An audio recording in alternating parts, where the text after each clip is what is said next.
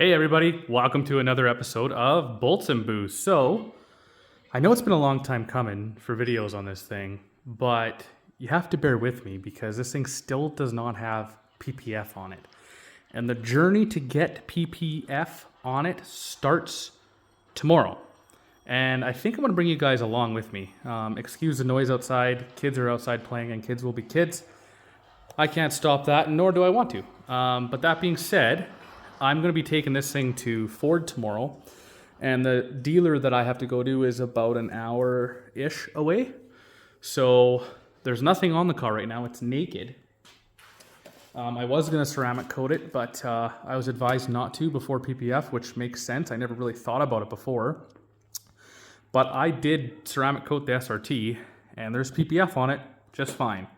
So a whole bunch of my friends blasted me for it, and I understand the concept for it, but I did it to that, and that's fine. So, but one of my friends told me to use this stuff, Expel Track Wrap. If you guys can see, you know, it's really good stuff, thicker than painter's tape, easy to install, removes easy. The main one is it protects and it comes off easy. That's what I'm really looking for. When I get to the dealership, I'll probably end up ripping it all off. That way they can do what they need to do to the car. Because they are fixing some paint imperfections. They're not going heavy on it at all. The guy who actually is working on this one is a hot rodder himself, so I have a little more trust in him and that. So I'm going to go ahead and just apply this stuff. I'm going to wipe down the car. It is washed. It's a little dusty, but I'm going to make sure everywhere I go with this, I give it a wipe, and I'm just going to install this. The weather's supposed to be crappy tomorrow, unfortunately.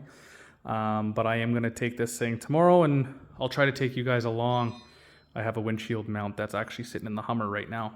So without further ado, let's go try to put this stuff on. All right, you guys need to pay very, very close attention to this job on how to apply 3M wrap. I am no way, shape, or form a professional. As you can tell, that was complete satire. This is a horrendous job. But it's going to do the job. Like I said, I want this to be protected on the hour-long trip. I did use the whole wrap. I'll link this in the description for you guys. Looks like this was a 20-foot strip, 4-inch by 20 foot. And it didn't even complete the full bumper. So going into this, I wanted to concentrate on the high impact areas, obviously the higher part. So I got all this. I got up top. I got the midsection, I got the vents. I really wanted to get the bottom, but I just didn't have another long piece if I wanted to get these side vents here. So hopefully it does the job, cross my fingers. Now when I get to the dealership, I'm gonna probably rip it all off because there is some parts on the bumper that they need to fix or try to. And I'll be coming back home naked. The bumper naked, of course, not myself. Which sucks, but hopefully I can avoid big rock chips. Now, was it worth it to do this? It's kind of in the middle. Maybe that one rock will be on the way there and it'll save my car's paint. On the other hand, the likelihoodness of it happening, I mean, it's probably a decent chance because of where we live and all the big trucks around here. But nonetheless, I'll be coming home with it naked up front. So all I can do is cross my fingers because it does go to PPF very, very, very shortly after. So it's going to the dealership to get all the paint stuff corrected, and it's getting a Roush X-pipe. I think that's what they ordered me. X-pipe or an H-pipe, one of the two. And yeah, we'll go from there. So I'm going to go get the camera mount in the Hummer right now so I do not forget it, so I can set you guys up on the way there tomorrow.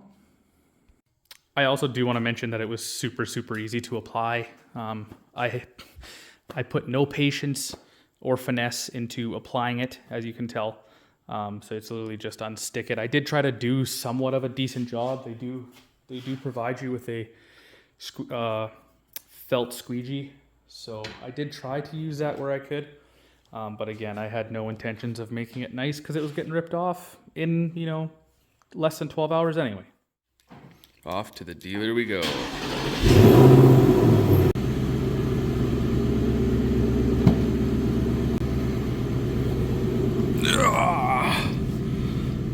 First time getting in this thing, going for a drive. All right, so of course, it has rained quite heavily the night before, and I'm driving in muck. Just my luck. But hey, it's my first time driving my car, and I got my Timmies. Cheers, everybody. And we're gonna go get this thing fixed.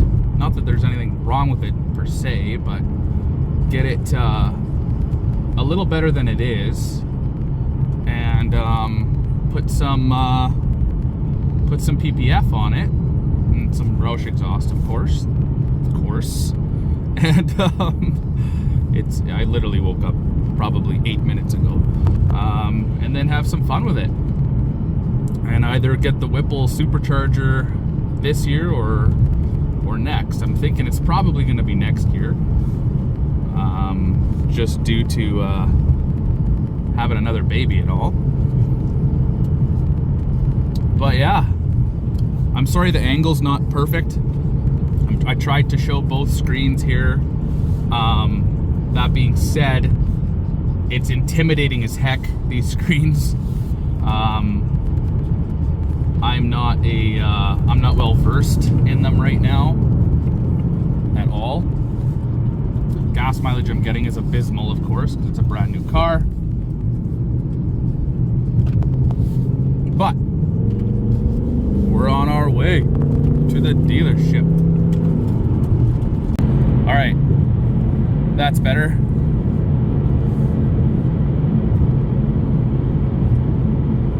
Car in the ditch. I still don't know where cruise is yet. Looks like it's right here. Haven't used it. I've been going all over the place with the speed limit here.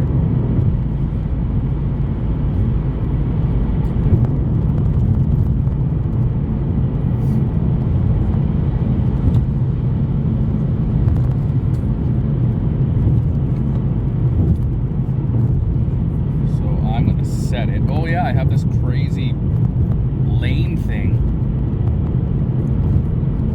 Wow. Yeah, like I said, I haven't used anything in my car yet.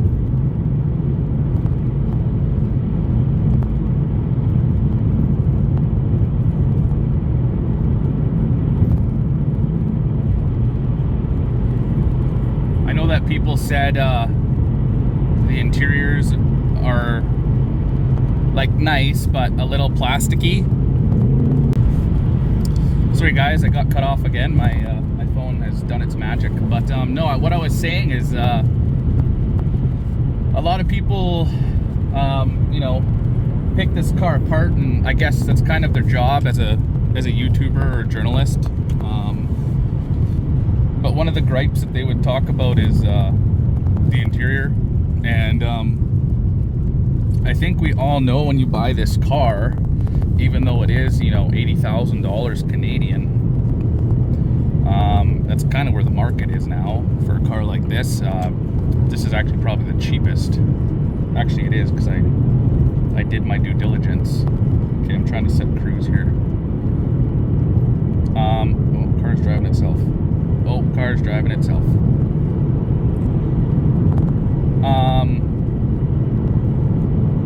Trying to set this cruise here before I chat with you guys here. But yeah, so in my opinion, the interior is really nice. For paying less than most cars on the market, you get the performance higher than most cars on the market. Oh, sorry, I woke up 10 minutes ago. And you also get a nice interior that's not Italian leather. Like, I get that, and it's gonna have its creaks and it's gonna have its downfalls for sure.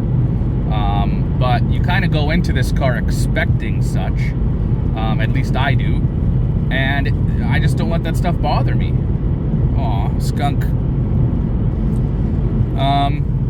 So yeah, I am totally okay with having a interior that some people have gripes about. I haven't been in the seat enough to tell you guys about those gripes and if they're valid or not. As I'm sitting in the car right now, I have little road noise. It's definitely not ear deafening. If I had the radio turned up, I couldn't hear it. And the interior is, you know, it's more hard than soft, but it is still soft, and it's still, you know, it's still nice. You have softer materials on the bottom side of the door, and of course the dash is a softer than a hard shell, but it's still harder than a soft touch per se. The one thing that really gets me about this thing is this screen. Now, I could have done away with this screen and just had normal, you know, S550 style but updated gauges with a big infotainment. I would have been perfect, because I don't know how to work this thing. I feel like a 75-year-old coming into the iPhone generations. And I'm quite up on tech, as my job kind of requires it. But this is all new to me. This huge screen and all that. And I think I'll catch on quick, but like standing on the ground, looking up at a mountain type of thing right now. I should have actually got in the car and like did some practice runs on how to do stuff up here, because obviously you can customize everything and all that. I'm not a huge fan of having no buttons for the HVAC. I actually don't like that at all. And this thing so far is a little bit confusing just because of the placement of everything. I'm sure, again, I'll catch on. Like the home button's up here, that's really the only way you could get to nav. Like I wish there even might be, I don't know yet, but I wish that there was a quick nav button. But yeah, that's all my gripes that I have with it thus far. So that lane assist thing is pretty strong. I'm gonna have to turn it down or kill it. Hopefully I can. You never know with these new cars. But it's something that I am not a huge fan of. I just turned the steering onto sport. It definitely improved. As a lot of people do complain about this car, steering wise, I see what they're saying. It does feel like light. It's kind of hard to explain. Obviously it does the job, but it's just less feedback than I guess you would expect. Especially like I'm in sport mode right now, and it kind of feels like it should be normal mode, if that makes sense.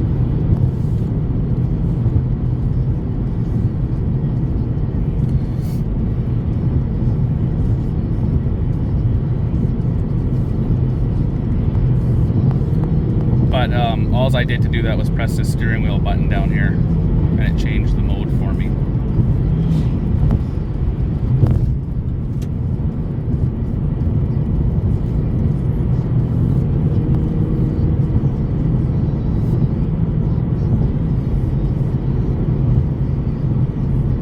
So we're gonna see what the real world gas mileage is, I guess. On a highway, I have a really bad headwind. When a big truck passes me, my hood just flops.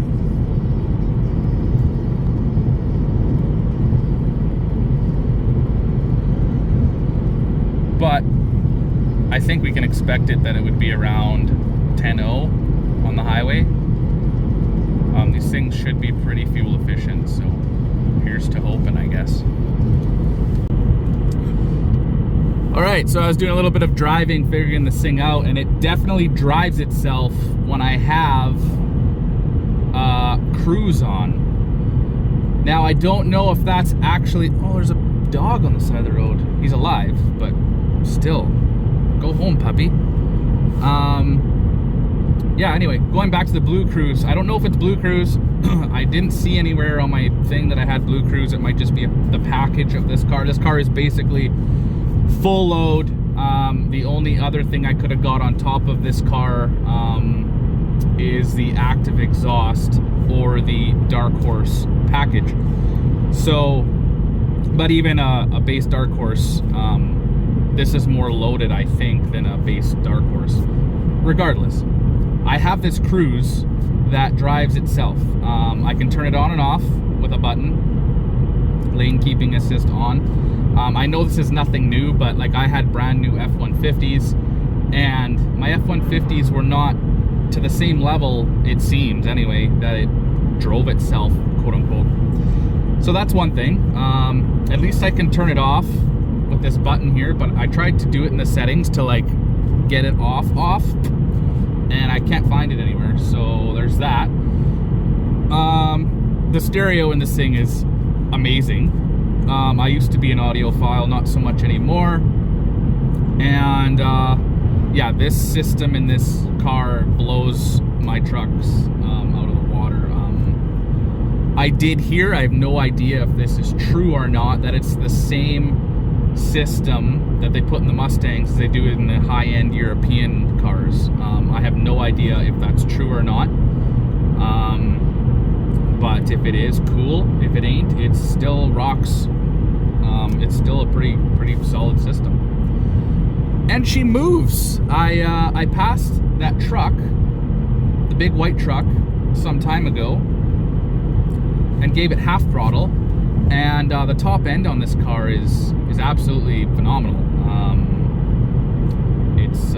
It got up to speed real quick, and I had to slow down real quick. So yeah, there's that. So far so good. Loving this thing. Again, no weird creaks, noises. I'm sure as time goes on and progresses, I will hear all that stuff. Oh, excuse me. I should have slept more, clearly. I actually, before I went to bed yesterday, I smashed my knee on my stairs. First time I've ever done that. And it was very painful. And then, not even 10 minutes later, I went to go get my dog to put him to his bed. And I smashed my ankle on my dog's staircase. The staircase they have going up to furniture. So both of my legs are sore in different areas this morning. So it sucks. So I'm gonna turn you guys off here, and when we arrive at the dealer, it says it's 10 minutes away. We'll go over the car, because I don't think they open till 8. I'll be early. All right, guys, so we made it. And we made it at, it just changed to 9.5, but as I parked, it was at 9.4 liters per 100, which is a lot better than the 20s that it was saying. Overall, it was a good drive. Let's go check out the outside of the car. All right, so it got a little dirty. Nothing too crazy though. And there's my crash wrap, or not my crash wrap, my track wrap, holding up okay. So overall, the car is decently clean, surprisingly. A little bit of muck here and there, but nothing crazy. So decent drive. Could have been better, could have been worse. Hey everybody, I am home now. They gave me this Ford Bronco Sport Outer Banks edition, and I'm not like overly impressed with this thing. I mean, it's cool, the interior is nice, but like when I was driving down the highway, you could hear like the steering column plastics rattle. Sound system's decent. It's just kind of I don't think it has nav, but you kind of sit odd in these things. I don't know what it is. It's like too high, I think. But I mean, it's not a terrible vehicle. It's just, I guess, something that I wouldn't buy, I'm sure. But yeah, anyway, Mustang made it to the dealership nice. It was a nice drive. Got to know the car just a little bit more. I'm sure there's gonna be lots of those learning curves. Probably won't be driving this thing because there's a big dealership sticker on the sides of the vehicle. And I'll just opt to drive my Hummer or the SRT. But I should get the vehicle back a little bit louder, a little bit throatier, and hopefully all the paint corrections are done and I can take it straight over to PPF, get PPF, and then I can drive the car and enjoy it. So that's all I have for you guys today. Hopefully you guys enjoyed the video. If you did, please check out other videos on the channel. If you like what you see, subscribe, like the video, and there will be lots more to come. All right, everybody, peace.